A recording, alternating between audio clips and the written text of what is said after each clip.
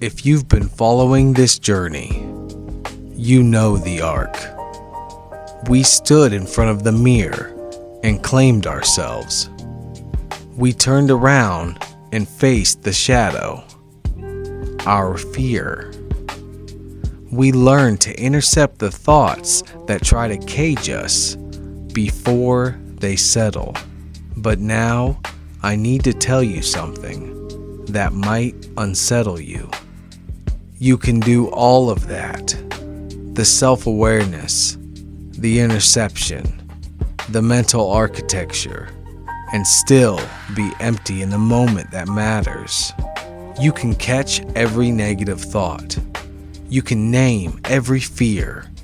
You can master your mind like a monk on a mountain. And then you step into the ring, or you face the camera, or you look at the barbell, and all that mental work produces nothing.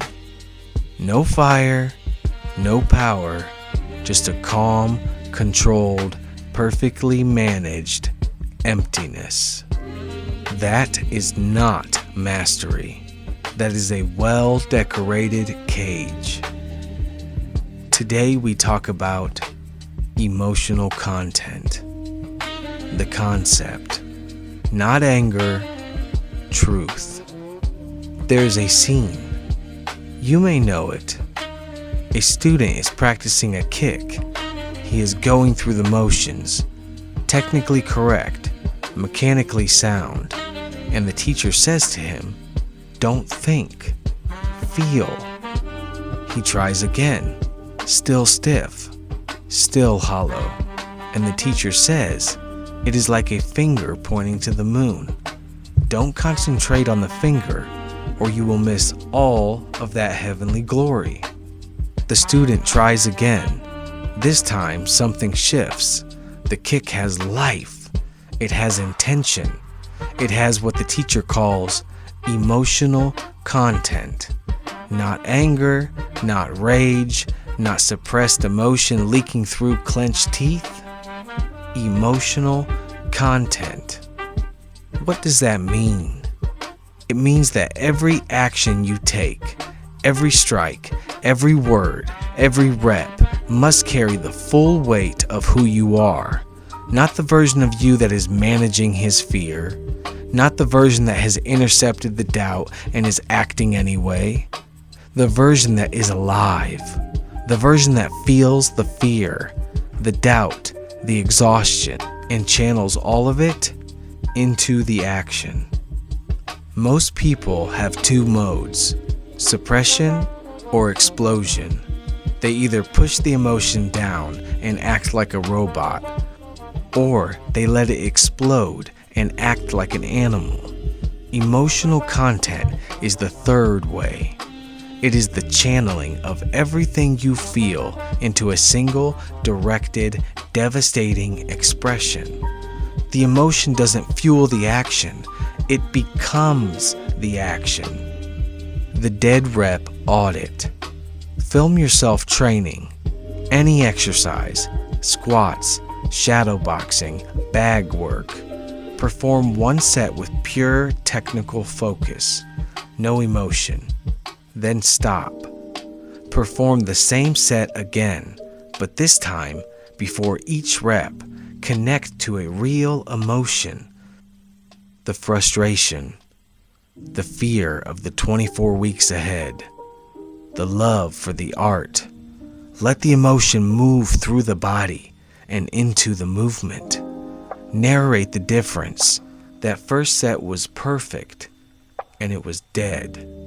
This set was messy, and it was alive. Did you feel the difference?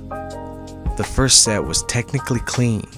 It looked right, but it meant nothing. The second set, maybe the form broke down a little. Maybe the breathing was ragged, but it had life. It had emotional content. That is the difference between a practitioner and an expressor. A practitioner does the movement.